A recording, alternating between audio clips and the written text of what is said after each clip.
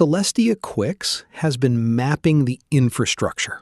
And I mean that literally, the supply chains, the databases, the probate codes that quietly determine who gets sick, who loses benefits, and who disappears from the ledger.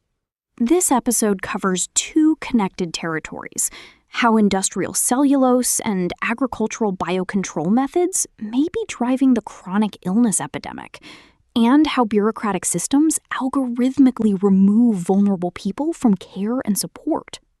Let's start with what's in the food, the medicine, and the clothes on your back. The central claim here is that microcrystalline cellulose, the filler in your pills, your processed food, your clothing, is not the inert ghost ingredient regulators say it is.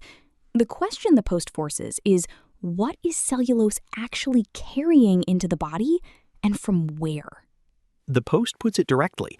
By treating cellulose as a static chemical filler, corporate manufacturing completely ignores its actual physical reality. Cellulose is a highly effective industrial-scale sponge. It preserves and carries the biological and chemical footprint of the agricultural monocultures from which it was harvested, straight past our biological gatekeepers. So the upshot is that the GRAS classification, generally recognized as safe, is based on cellulose in isolation, not on what it absorbs from glyphosate-saturated crops before it ever reaches a pill press or a food plant. And the argument doesn't stop at pesticide residue. The Post traces a second layer. Because chemical drenching eventually bred resistant fungal strains like Fusarium, agricultural biotech pivoted to deploying live Pseudomonas bacteria as biocontrol agents. And those bacterial biofilms bind to the cellulose matrix and survive industrial refinement. The Post describes the result as a concentrated, multi-layered delivery mechanism directly into the child's developing gastrointestinal tract.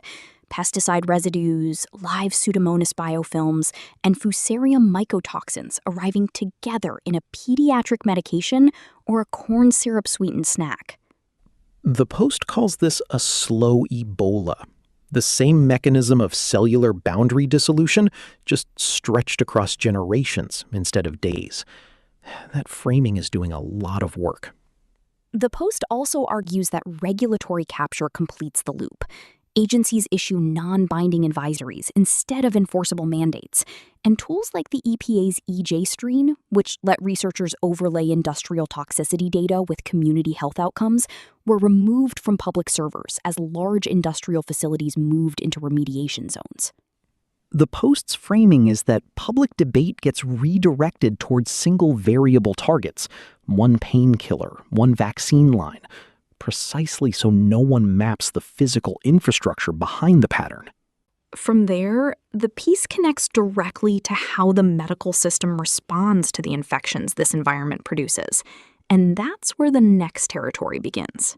The Balance-Sheet Lifecycle opens with Logan's Run, the 1976 film where a palm crystal signals mandatory termination, and argues the mechanism has simply been digitized.